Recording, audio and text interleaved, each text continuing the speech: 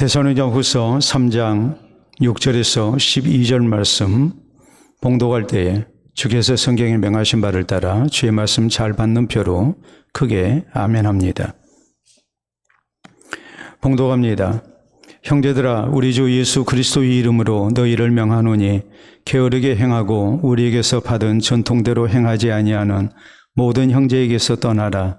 어떻게 우리를 본받아야 할지를 너희가 스스로 아나니 우리가 너희 가운데서 무질서하게 행하지 아니하며 누구에게서든지 음식을 값없이 먹지 않고 오직 수고하고 애써 주야로 일함은 너희 아무에게도 폐를 끼치지 아니하려 함이니 우리에게 권리가 없는 것이 아니요 오직 스스로 너희에게 본을 보여 우리를 본받게 하려 함이니라. 우리가 너희와 함께 있을 때에도 너희에게 명하기를 누구든지 일하기 싫어하거든 먹지도 말게 하라 하였더니 우리가 들은즉 너희 가운데 게으르게 행하여 도무지 일하지 아니하고 일을 만들기만 하는 자들이 있다 하니 이런 자들에게 우리가 명하고 주 예수 그리스도 안에서 구원하기를 조용히 일하여 자기 양식을 먹으라 하노라. 아멘. 중세시대를 대표하는 유명한 화가 세 사람이 있습니다. 우리가 잘 아는 미켈란젤로와 레오나르도 다빈치, 그리고 또 한 사람 바로 라파엘로입니다. 이 세 사람 가운데 라파엘로가 남긴 작품 중 제일 유명한 그림이 있습니다. 바로 아테네 학당입니다. 그리스 아테네는 고대 문명의 지적이고 예술적 사상이 시작된 곳입니다. 그래서 서구 문명의 발상지가 되었습니다. 이 아테네 학당이라는 그림에 보면 아테네를 대표하는 두 철학자가 등장합니다. 바로 그림의 한가운데에 두 사람이 그려져 있습니다. 바로 플라톤과 아리스토텔레스입니다. 라파엘로는 이 두 철학자가 소토론하는 모습을 통해서 그들의 철학과 사상을 잘 표현하고 있습니다. 우리가 사진으로 보도록 하겠습니다. 여러분 사진을 보시게 되면 저게 아테네 학당입니다. 많은 철학자들 그리고 시대를 빛낸 위대한 인물들이 저기 등장합니다. 그리고 다음 사진을 보시게 되면 제일 한가운데에 있는 두 사람, 바로 이 두 사람이 왼편에 있는 사람이 플라톤이요 오른쪽에 있는 사람이 아리스토텔레스입니다. 자, 우리가 좀 더 확대해서 한 사람씩 보게 되면 플라톤은 그의 손을 하늘을 가리키고 있습니다. 이 의미는 추상적인 이상을 추구했던 플라톤의 사상을 나타냅니다. 그리고 다음 오른편에 있는 아리스토텔레스를 보면 저는 손바닥을 땅으로 이렇게 향하고 있습니다. 늘 현실 세계를 중시하면서 실존적이고 경험적인 철학을 가르친 것을 나타내고 있는 것입니다. 즉 라파엘로는 이 아테네 학당이라는 그림을 통해서 우리 인생은 하늘의 이상적인 것과 또 땅의 현실적인 모두를 필요로 하고 이것은 우리의 삶에 있어서 매우 중요하다는 것을 강조합니다. 마찬가지로 성경은 우리 성도에게 늘 하나님 나라 천국을 바라보면서 살 것을 말씀합니다. 한편으로 이 땅에서 성실한 모습으로 우리가 살아가야 할 의무가 있음을 또한 강조합니다. 우리의 영혼과 육신의 삶, 이 두 가지가 모두가 다 소중하다는 것을 우리에게 분명하게 가르치고 있습니다. 오늘 본문 성경도 이 사실을 말씀합니다. 오늘 본문 성경의 배경이 되는 데살로니가 교회에는 당시 일부 잘못된 성도들 때문에 큰 혼란에 빠져 있었습니다. 이 사람들은 예수 그리스도의 재림을 기다린다면서 육신의 삶을 소홀히 했습니다. 예수님께서 곧 재림하시니까 일할 필요가 없다고 주장합니다. 우리의 영혼이 소중한지라 날마다 열심히 예배드리고 성경 읽고 기도하는 것만이 필요하고 중요하다고 주장했습니다. 그리고 도무지 일을 하지 아니했습니다. 그러다 보니 교회 내에 여러 가지 문제가 생겨납니다. 또 불신자들에게 덕을 세우지를 못합니다. 비난의 대상이 되고 말았습니다. 그러므로 교회를 지도하는 사도 바울은 이들의 잘못된 신앙생활을 지적합니다. 그리고 12절이 이렇게 말씀합니다. 이런 자들에게 우리가 명하고 주 예수 그리스도 안에서 구원하기를 조용히 일하여 자기 양식을 먹으라 하노라라고 말씀합니다. 열심으로 일하는 가운데 자기 양식을 먹으라고 강조합니다. 사랑하는 성도 여러분, 분명히 여름은 일하기 힘든 계절입니다. 도무지 일손이 잡히지 않고 일에도 능률이 별로 오르지 않는 때입니다. 특히 지금은 계속되는 무더위로 인해서 우리의 몸과 마음이 지친 가운데 쉼을 필요로 하는 때입니다. 그러므로 이런 때일수록 우리 성도는 오늘 성경 말씀을 통해서 이 일에 대한 성경적인 바른 이해와 삶의 자세가 무엇인가에 대하여 우리가 다시 한번 살펴봐야 됩니다. 그래서 내게 주어진 일을 잘 감당하는 가운데 우리 모두 이 땅에서 성실한 모습으로 살아야 됩니다. 또 하나님 나라 천국을 향해 나아가는 바른 성도의 모습이 신앙생활이 우리에게 있도록 해야 합니다. 그러면 우리 성도는 어떤 신앙 자세로 일하면서 자기 양식을 먹는 그런 신앙생활을 우리가 해야 합니까? 우리는 첫째로 하나님의 명령을 따라서 자기 양식을 먹도록 해야 합니다. 6절에 보면 사도 바울은 형제들아 우리 주 예수 그리스도의 이름으로 너희를 명하노니 게으르게 행하고 우리에게 받은 전통대로 행하지 아니하는 모든 형제에게서 떠나라라고 말씀합니다. 게으른 가운데에 도무지 일하지 않는 사람들, 이런 사람들 가까이 하지 말고 따라서는 안 된다고 명령합니다. 그러면서 사도 바울은 우리 주 예수 그리스도의 이름으로 너희를 명하노니라고 말씀합니다. 다시 말해서 이 명령은 사도 바울 자신의 명령이 아니라는 말입니다. 이것은 예수 그리스도의 명령이요 하나님의 뜻이고 하나님의 명령인 것을 바울은 힘주어서 강조합니다. 우리가 성도로서 열심히 일하지 않는 것, 게으른 것은 열심으로 일해서 자기 양식을 먹으라 하신 하나님의 명령을 거역하는 것이라는 말이요. 그러므로 열심으로 일해서 자기 양식을 먹는 성도가 되어야 하나님 명령대로 순종하고 바로 사는 성도의 모습이 되는 거라고 이렇게 말씀하고 있는 것입니다. 그러므로 12절에도 이렇게 말씀합니다. 이런 자들에게 우리가 명하고 주 예수 그리스도 안에서 구원하기를 조용히 일하여 자기 양식을 먹으라 하노라라고 말합니다. 주 예수 그리스도 안에서 구원한다고 강조합니다. 우리 주 예수 그리스도를 믿는 신앙 안에서 구원한다는 말이요. 우리는 마땅히 우리 주 예수 그리스도의 가르침을 따라서 너희에게 구원하고 있는 거니 이것을 하나님의 명령으로 알고 예수님의 명령으로 알고 우리가 잘 받아들여야 된다고 순종해야 된다고 말씀을 하고 있는 것입니다. 그러므로 우리 성도는 우리가 열심으로 일해서 자기 양식을 먹는 것, 이것은 하나님의 명령이라는 사실을 알아야 합니다. 우리가 성경에 보면 하나님께서 최초의 사람 아담과 하와를 창조하십니다. 그리고 저희에게 명령하십니다. 생육하고 번성하여 땅에 충만하라. 땅을 정복하라. 바다의 물고기와 하늘의 새와 땅에 움직이는 모든 생물을 다스리라라고 말씀하십니다. 하나님이 만드신 세상 천지 만물에서 하나님의 복주심만을 누리고 아무 수고를 안 하는 것이 아니라 우리 하나님은 땅을 정복하라라고 말씀하십니다. 정복하라라는 말은 원문 성경에 보면 발로 밟으라는 뜻을 가지고 있습니다. 그리고 우리가 이어지는 말씀 다스리라고 그랬는데 다스리라는 원문의 뜻은 관리하라라는 말입니다.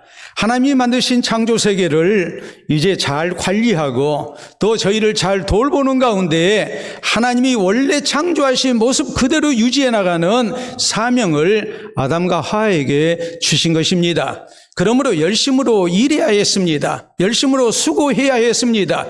기쁨과 감사 속에 하나님께서 맡기신 이 소중한 일을 잘 감당한 가운데 양식을 먹도록 하신 것입니다.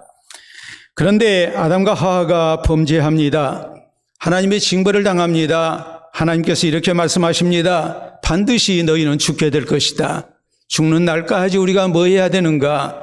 땅이 저주를 받아서 너희가 죽을 때까지 얼굴에 땀을 흘려야 먹을 것을 먹게 될 것이라고 말씀을 하십니다. 이전에는 노동이 즐거웠는데 이제는 즐거운 것이 아니라 땅이 저주를 받아서 척박한 땅이 됐기 때문에 이전보다 더 수고하고 애써야 됩니다. 이마에 땀을 흘려야 됩니다. 그래야 먹을 것을 얻습니다. 즐거웠던 노동이 이제는 힘들고 고통스러운 노동이 될 것이라고 우리 하나님께서 저주를 하신 것입니다.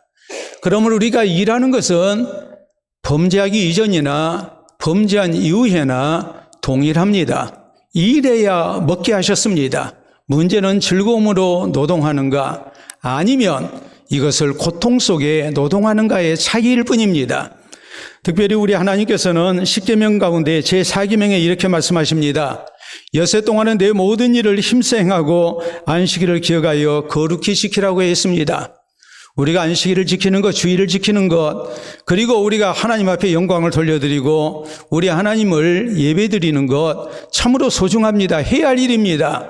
그런데 이건 주일에 해라고 명령하셨고 나머지 엿새 동안은 힘써 우리의 모든 일을 잘 행할 것을 말씀하십니다.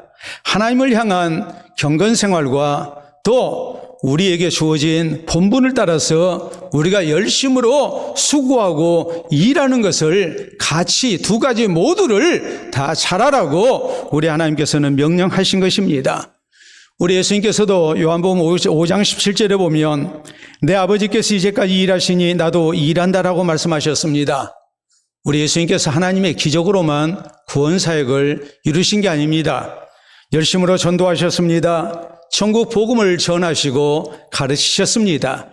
이른 아침부터 저녁 늦도록 우리 주님은 많은 사람들을 만나시고 저희 가운데 우리 주님의 구원사역을 나타내셨습니다. 성경 말씀을 가르치십니다.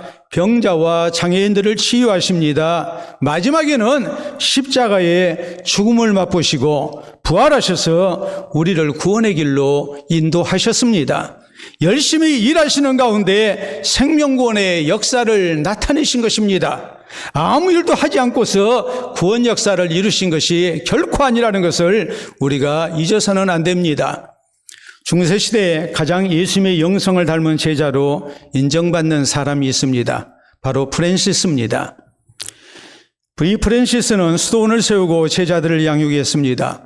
저에게 성경 말씀을 가르치고 또 그 말씀대로 순종하는 삶을 제자들에게 가르칩니다. 이때 프랜시스가 또 하나 강조했던 것이 있습니다. 그것은 바로 노동의 신성입니다.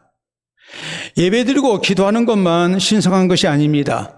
이것만 경건생활이 아닙니다. 성경을 읽고 당시에 인쇄술이 발달하지 못했기 때문에 성경을 필사를 했는데 성경을 베끼고 하는 것만 경건한 일이 아니라고 강조합니다. 세소밭을 가꾸게 했습니다. 그리고 이웃을 섬기고 저희와 나눠 먹습니다. 제자들에게 일하게 했습니다. 이것을 프랜시스는 노동의 신성이라고 했습니다. 우리의 육체를 통해서 일하는 가운데 우리가 경건한 그리스도인으로 사는 훈련을 해야 된다는 말입니다. 하루는 한 제자가 이런 질문을 합니다. 선생님, 오늘 해가 지면서 선생님의 삶이 끝난다면 지금부터 무엇을 하시겠습니까? 해가 지려면 몇 시간 남았는데 그 몇 시간 동안 인생은 마지막 때 무엇을 하시겠습니까? 그랬더니 프랜시스는 이렇게 말합니다. 여전히 밭에서 채소 가꾸며 일하지 못하겠느냐 그랬습니다.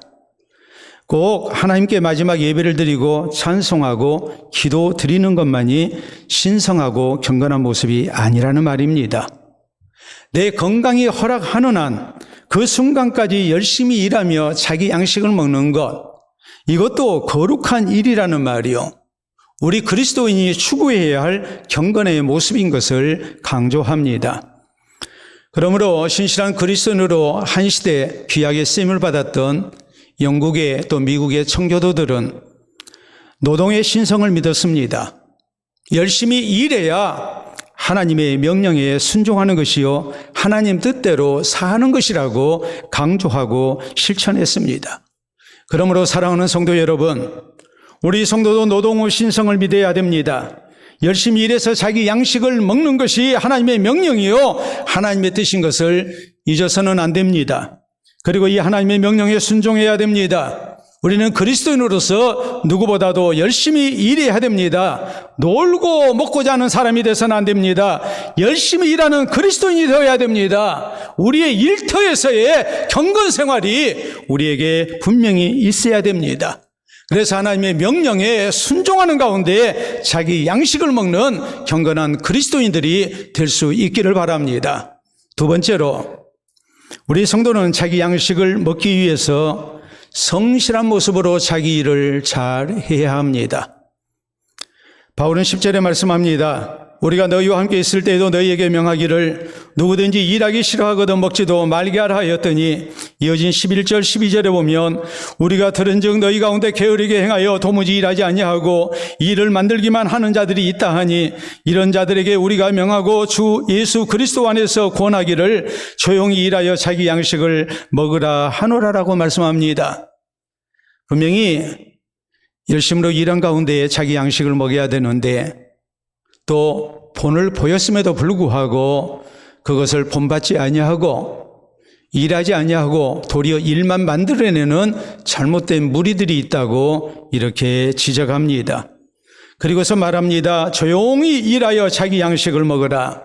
조용히 일하라는 말은 그런 사람이 있든지 말든지, 남들이 어떻게 하든지 말든지, 나는 그런 거에 흔들리지 말고 자기 성실 가운데에 열심으로 일하는 그리스도인이 되라는 말입니다. 그래서 자기 양식을 먹을 것을 이렇게 명령합니다. 분명한 사실이 무엇이겠습니까? 자기 양식을 먹으려면 자기 성실이 있어야 됩니다. 내가 일해야 됩니다. 성실한 모습으로 자기 일을 해야 자기 양식을 먹을 수 있습니다. 그렇기 때문에 우리 성도는 자기 양식을 먹기 위해서 성실한 모습으로 자기 일을 해야 합니다. 우리가 시편 128편 1절로 2절을 보면 성경은 우리에게 분명하게 말씀하시는 게 있습니다. 여호와를 경외하며 그의 길을 걷는 자마다 복이 있도다. 내가 내 손이 수고한 대로 먹을 것이라. 내가 복되고 형통하리로다라고 말씀합니다. 우리가 하나님을 경외하고 사는 사람에게 하나님의 복이 있는데, 일하지 않는 사람에게 하나님께서 복을 주시는 것이 아니고 자기의 손으로 수고한 대로 내가 노력한 것만큼 얻을 수 있도록 하나님께서 형통하게 하시고 자기 양식을 먹을 수 있도록 하신다고 말씀을 하십니다.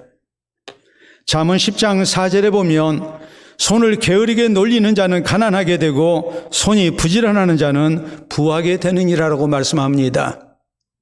하나님이 우리에게 주신 두 손으로 열심히 모아서 기도하는 것도 필요하겠지만 우리에게 필요한 것이 또 무엇이겠습니까?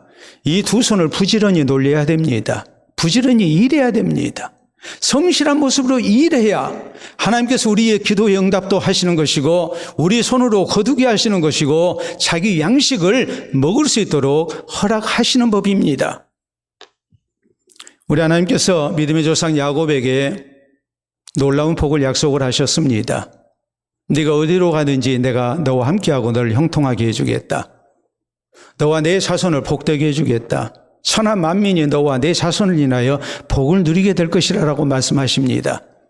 그렇다고 해서 하나님께서 야곱에게 무슨 금덩어리를 주신 게 아닙니다. 우리 하나님은 야곱이 20년 동안을 낮에 더위와 밤에 추위를 무릅쓰고 열심으로 수고했을 때에 그 수고를 따라서 저의 모든 소유가 번성케 하셨습니다. 자기 양식을 먹고 그 양식을 남들과 나누면서 복되게 하면서 사는 하나님의 백성이 되게 하셨습니다. 애굽에서 노예 생활하던 이스라엘 백성들을 하나님이 구원해 내십니다. 저희가 해방되게 하셨습니다.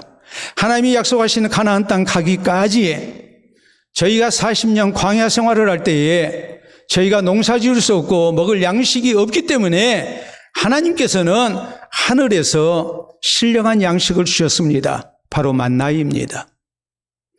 진주처럼 생긴 그런 신비로운 음식이었습니다. 이것을 삶아 먹고 혹은 구워 먹고 혹은 가루로 만들어서 구워 먹었습니다. 참으로 맛있는 음식이었습니다. 날마다 주셨습니다. 그런데 하나님께서 이스라엘 백성들의 곡식 자루에 그걸 채워주신 게 아닙니다. 밤새 내리게 하셨고 저희가 장막을 치고 있는 진 사면에 내렸을 때에 이스라엘 백성들은 아침 일찍 나가서 그것을 거두어야 했습니다. 놀라운 것은 해가 뜨면 이 모든 것은 다 녹아버렸습니다. 무엇을 의미합니까? 하나님이 놀라운 복을 허락하셨지만 그 복을 얻기 위해서 사람으로서 해야 할 최선의 노력과 수고를 하나님께서 성실을 요구하신 것입니다. 날마다 일하게 하시고 날마다 나가서 거두게 하셨습니다. 예수님께서 베드로를 제자로 부르십니다. 베드로는 밤새도록 고기를 한 마리도 잡지 못하고 있었습니다. 그래도 그는 밤새도록 그물을 던지고 거두어 드렸습니다. 세상적으로 볼 때는 참 무능한 사람입니다. 고기를 한 마리도 잡지 못했기 때문입니다. 그러나 우리 주님이 보실 때는 베드로는 진짜 성실한 사람이었습니다. 내게 소득이 없어도 자기 일에 죽도록 성실한 사람, 그가 베드로였고 우리 예수님은 이런 베드로를 주의 제자로 부르셨습니다. 미국의 유명한 경제인 가운데 존 템플턴이라는 사람이 있습니다. 이 사람은 좀처럼 기자들의 인터뷰에 받아들이지 않는 사람으로 유명합니다. 그 이유는 시간이 아깝기 때문이라고 말합니다. 시간이 아까워서 인터뷰를 하지 않습니다. 자기 이름을 내기 위해서 또 자기 회사 홍보하기 위해서 일부러 돈을 주고라도 기자들에게 인터뷰를 하게 할 텐데 매스컴을 타려고 할 텐데 이 사람은 안 합니다. 사진 촬영도 쉽게 허락하지 않습니다. 시간이 아깝기 때문입니다. 그런데 한 잡지사의 요청을 받고 사진 촬영을 딱 30분간만 허락을 했습니다. 그런데 촬영 당일에 무려 7시간을 허락합니다. 절대로 있을 수 없는 일이 벌어졌습니다. 그러므로 다른 기자들이 항의조로 물었습니다. 왜 그 사진 기자에게만 오랜 시간 촬영을 허락하십니까? 거기에 대해서 존 템플턴은 이런 말을 했습니다. 우리가 보도록 하겠습니다. 그럴 수밖에 없었어요. 그는 자기 일에 어마어마한 노력을 쏟더군요. 그는 나를 촬영하는 일에 온 열정을 다 바쳤어요. 자기 일을 얼마나 사랑하는지 알 수 있을 정도로 말입니다. 그래서 그의 작품을 방해하고 싶지 않았습니다. 단순히 사진을 촬영한 게 아니라 그는 사진 작가로서 작품을 만들고 있었습니다. 그렇게 느꼈습니다. 그래서 또 이렇게 말합니다. 다음 사진을 보시게 되면 누구도 감히 방해할 수 없는 사람이더라. 타인의 마음을 움직이는 최고의 힘은 전심을 쏟아붓는 노력의 모습이다라고 했습니다. 그리고 존 템플턴은 이것을 가리켜서 110%의 노력이라고 강조합니다. 우리는 100%의 노력을 최선이라고 생각합니다. 근데 그것 가지고는 부족하다는 거죠. 더 이상 내가 할 수 없는 110%의 노력을 다하게 될 때 그것이 사람을 감동시키고 거기에 최선의 결과가 나타나는 거라고 이렇게 강조하는 겁니다. 그러므로 사랑하는 성도 여러분, 우리 성도는 누구보다 자기 일에 성실해야 됩니다. 성실한 모습으로 자기 일에 힘써야 됩니다. 성실한 모습으로 일하는 가운데 하나님께서 복을 주시는 성도가 되어야 됩니다. 그래서 자기 양식을 먹는 가운데 늘 배부름과 감사 속에 또 주변 사람을 복되게 하는 그리스도인으로 쓰임을 받는 우리 모두가 될 수 있기를 바랍니다. 세 번째로 우리 성도는 자기 양식을 먹는 가운데 일터에서 신실한 그리스도인으로 하나님의 영광을 나타내야 합니다. 6절에 바울은 말씀합니다. 형제들아 우리 주 예수 그리스도 이름으로 너희를 명하노니 게으르게 행하고 우리에게서 받은 전통대로 행하지 아니하는 모든 형제에게서 떠나라라고 말씀합니다. 게으르게 행하고 우리에게서 받은 전통대로 행하지 아니한 모든 형제, 다시 말해 사도 바울 이시안 교회의 지도자들의 가르침과 모범을 따르지 아니하는 이런 잘못된 사람들을 떠나라고, 이런 사람들 본받아서는 안 된다고 말씀합니다. 이어서 7절에서 9절 사이에 있는 말씀을 보면 어떻게 우리를 본받아야 할지를 너희가 스스로 아나니 우리가 너희 가운데서 무질서하게 행하지 아니하며 누구에게든지 음식을 값없이 먹지 않고 오직 수고하고 애써 주야로 일함은 너희 아무에게도 폐를 끼치지 아니하려 함이니 우리에게 권리가 없는 것이 아니요 오직 스스로 너희에게 본을 보여 우리를 본받게 하려 함이라고 말씀합니다. 사도 바울 일행은 데살로니가 교회를 개척하고 섬길 때에 밤낮으로 열심히 일하면서 필요한 것을 충당했습니다. 개척교회입니다. 교인들이 없습니다. 그러므로 생계 문제도 곤란하고 성교비를 충당하는 것도 쉽지가 않습니다. 먼저 된 교회들이 성교비를 보내주고 협력했지만 그것만 가지고는 부족할 수밖에 없습니다. 그러므로 이들은 밤낮으로 일하는 가운데 필요한 것을 충당했습니다. 또 그렇게 했던 중요한 이유가 있습니다. 그것은 새로 그리스도인이 된 성도들에게 열심히 일해서 자기 양식을 먹는 것이 하나님의 뜻이요 명령인 것을, 여기에 우리는 순종해야 한다는 것을 본을 보이고 가르치기 위해서 저희는 그렇게 열심으로 일을 했던 것입니다. 그런데 지금 데살로니가 교회 일부 잘못된 성도들이 이 가르침대로 따르질 않습니다. 본받지 않습니다. 예수 그리스도의 재림을 기다린다면서 열심으로 일하지 않습니다. 일하기 싫어합니다. 자기 양식 대신에 남의 양식을 먹고 있습니다. 그래서 교회를 시험 들게 합니다. 불신자들에게 비난의 대상이 되어 있습니다. 하나님의 영광을 가리고 있는 것입니다. 예수 그리스도의 복음이 전파되는 것을 가로막고 있습니다. 그러므로 바울은 이 잘못을 지적합니다. 그리스도인은 누구보다도 성실히 일하는 가운데 자기 양식을 먹여야 된다.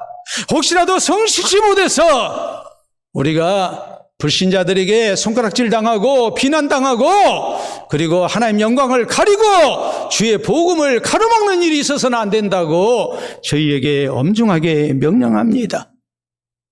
오늘 우리 성도가 성실히 일해서 자기 양식을 먹여야 하는 이유가 바로 여기에 있습니다.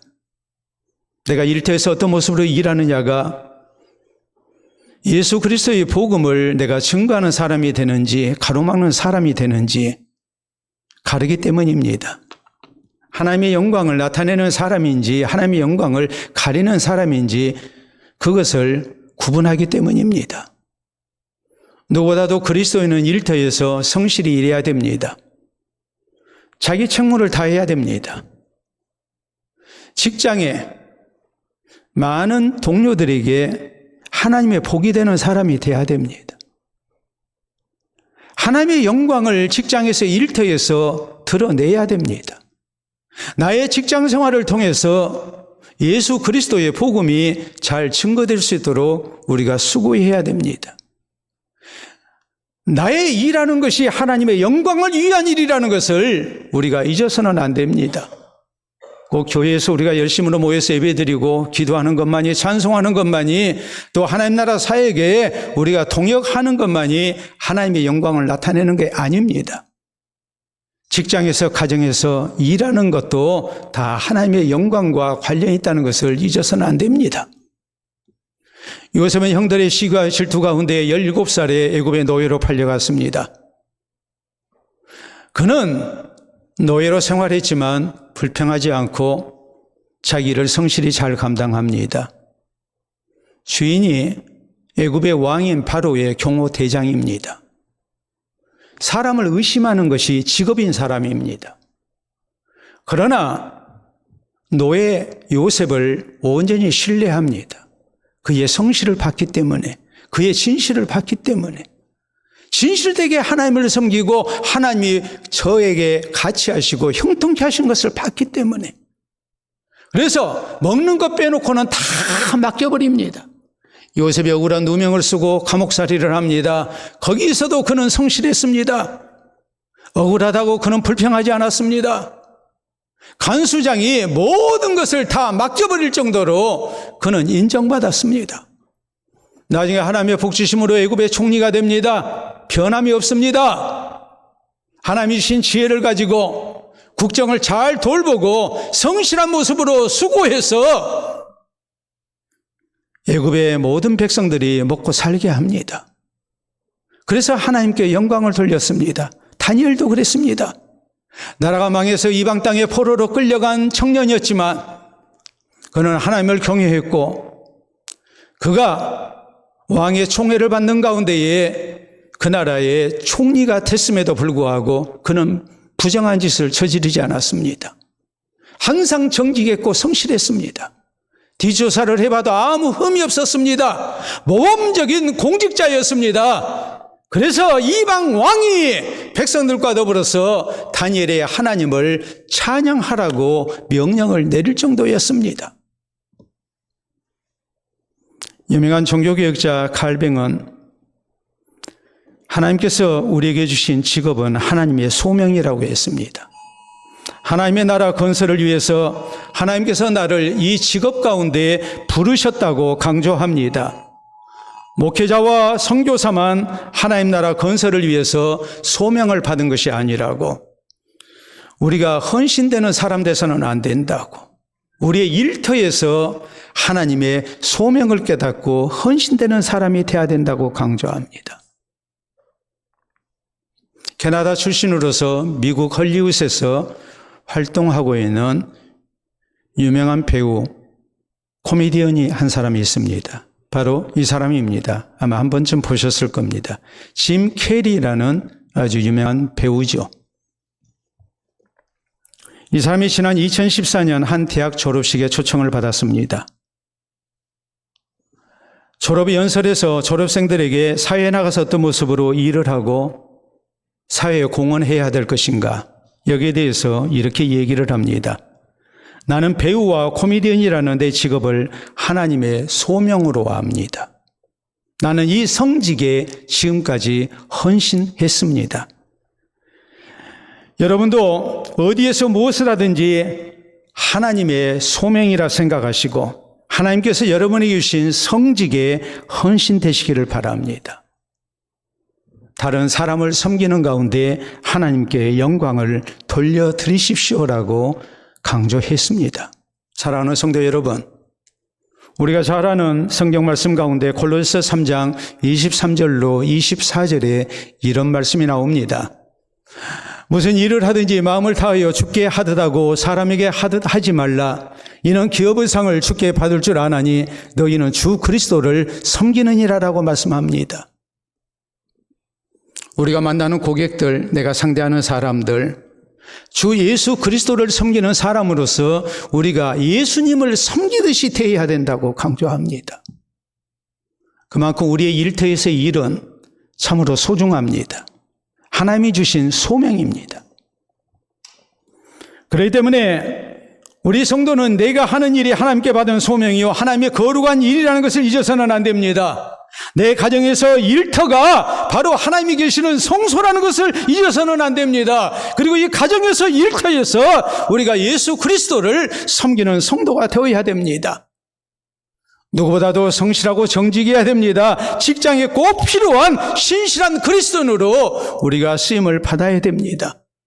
그래서 자기 양식을 먹는 가운데 하나님의 영광을 나타내는 우리 모든 그리스도인들이, 우리 성도들이 될 수 있기를 바랍니다. 로마에 가면 유명한 시스티나 예배당이 있습니다. 이 시스티나 예배당은 우리 예배당만 하는데 천장 높이도 그렇고 또 교회 사이즈도, 예배당 사이즈도 우리 예배당보다 약간 작을까요? 그만해요. 그런데 이 시스티나 예배당이 외관이 웅장하고 아름다워서 유명한 게 아닙니다. 그 안에 있는 미켈란젤로가 그린 천장화 때문에 유명합니다. 천지 창조를 비롯해서 구약의 중요한 사건들을 천장의 벽에 이렇게 그려놨습니다. 우리가 사진으로 보도록 하겠습니다.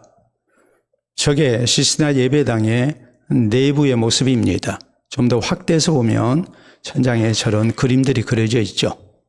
미켈란젤로는 무려 4년 동안을 목과 머리를 뒤로 젖힌 채 천장을 바라보며 이 그림을 그렸습니다. 그림 물감이 눈에 떨어져서 시력이 안 좋아지고 말았습니다. 온몸에 피부병이 생겼습니다. 허리가 굽어버리고 몸이 뒤틀려 버렸습니다. 얼마나 고통스러웠던지 그 뒤로 미켈란젤로는 23년 동안 그림을 그리지 못했습니다. 이 천장화를 그릴 때 있었던 유명한 일화입니다.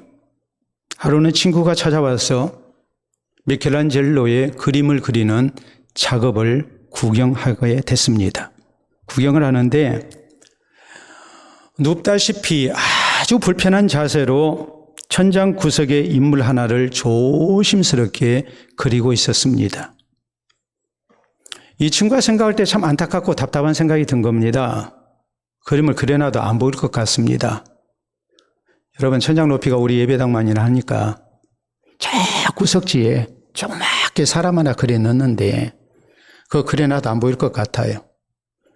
근데 친구가 너무 고생하면서 그리고 있는 모습을 보면서 안타까웠어.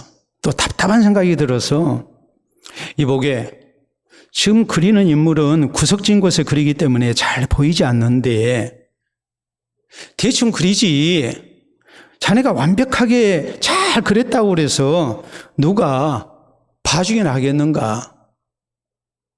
좀 대충 그려. 그랬더니 미켈란젤로가 이런 말을 합니다. 그거야 내가 알지. 내가 최선을 다해서 바르게 잘 그렸는지 안 그렸는지 내가 알지 않느냐 이 말이에요. 그리고 또 미켈란젤로의 고백은 그것이에요. 사람은 못 봐도 누가 본다는 겁니까? 하나님이 보시는 겁니다. 지금 예배당에 성화를 그리고 있습니다. 그런데 어떻게 대충 그릴 수 있냐는 거예요. 이걸 심리학에서 이렇게 말합니다. 미켈란젤로의 동기라고 말을 합니다. 누가 알아주든지 말든지 내가 맡은 일에 최선을 다하는 태도, 이걸 미켈란젤로의 동기라고 말합니다. 이 미켈란젤로의 동기가 우리로 하여금 최선을 다하게 하고 또 가장 좋은 결과를 가져온다고 말합니다. 내가 일한 것에 대한 큰 성취감이 있고 기쁨이 있고 만족을 가져다 준다고 말합니다. 미켈란젤로는 자기 일에 성실했고 최선을 다했습니다. 그럴 때에 역사에 남는 작품을 남길 수가 있었고 하나님의 영광을 드러내는 화가로, 예술가로 귀하게 쓰임을 받았습니다. 사랑하는 성도 여러분, 우리 성도도 일할 때 이 미켈란젤로의 동기가 있어야 됩니다. 한편으로 신앙적 동기가 있어야 됩니다. 그리스도인으로서 우리가 성도로서 일할 때에 꼭 가져야 할 신앙적 동기, 어떤 신앙적 동기를 우리가 가지고 있어야 됩니까? 열심으로 일해서 자기 양식을 먹는 것, 그건 하나님의 명령이라는 것을 알고 순종해야 합니다. 자기 양식을 먹기 위해서 성실한 모습으로 자기 일을 해야 합니다. 일터에서 신실한 그리스도인으로 우리는 하나님의 영광을 나타내는 성도가 되어야 됩니다. 일하기 힘든 계절입니다. 그러나 우리 모두 이 신앙 자세로 열심으로 일해야 됩니다. 그래서 하나님께 주시는 풍성함 가운데 자기 양식을 먹고 또 이웃을 섬기는 그리스도인이 되어야 됩니다. 가정에서 일터에서 하나님의 나라를 세워나가고 하나님의 영광을 선포하는 우리 모든 성도들이 되어야 됩니다. 이 무더위 속에서 변함없이 이 모습으로 우리가 열심으로 수고하는 가운데 우리 하나님께 영광을 돌려드리는 우리 모든 성도 되시기를 우리 주님의 이름으로 축원합니다. 우리 함께 기도합니다. 너무나 힘든 계절이지만 또 우리가 일할 수 있게 된 것 감사히 여기고 하나님께서 나를 동역자로 세우시고 일하게 하셨음을 기억하고 또 나를 복주시기 위해서 내게 일하라고 하신 줄로 믿고 성실과 정직으로 하나님 영광 위해서 최선을 다한 헌신을 하겠노라고 다짐합시다. 우리의 기도를 받으시고 또 우리의 수고를 받으시고 우리 하나님께서 영광을 나타내시는 중 또 하나님의 분복을 누리는 성도 될 것을 다짐하시기를 바랍니다.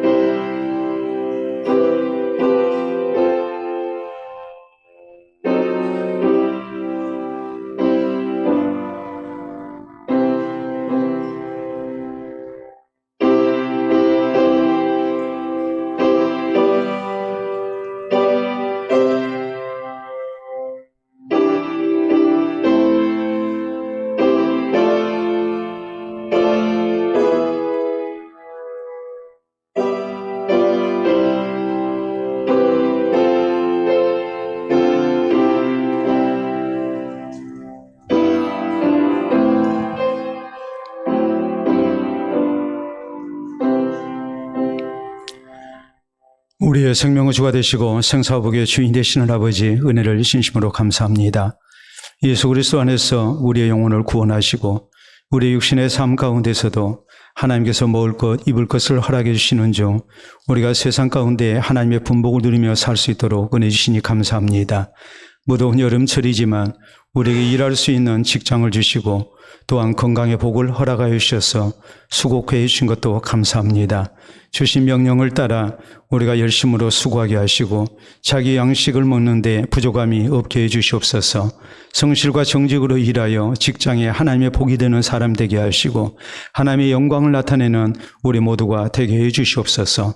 예배당에서도 열심으로 주를 섬길 뿐만이 아니라 이제 직장에서도 가정에서도 거기가 우리의 성소인 줄로 알고 그곳에서 하나님을 섬기는 우리 모든 성도들이 되게 하시고 이 모든 모습을 통해서 우리 하나님이 더욱 사랑하시고 아끼시는 주의 백성들이 될 수 있도록 도와주시옵기를 원합니다.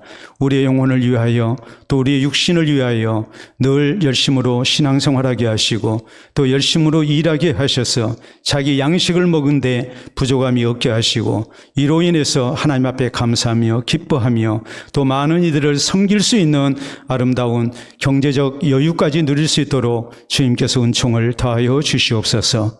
이후로도 늘 우리의 일하는 자세가 더욱 신앙적인 것이 되게 하시고 감사한 모습이 되게 하시고 성실한 모습이 되게 하시고 최선을 다하는 모습이 되게 하시고 하나님 복 주시는 모습이 되게 하시고 칭찬 듣는 모습이 되게 하시고 주께 영광되는 모습이 되게 하여 주시옵소서. 예수님 이름으로 기도하옵나이다. 아멘.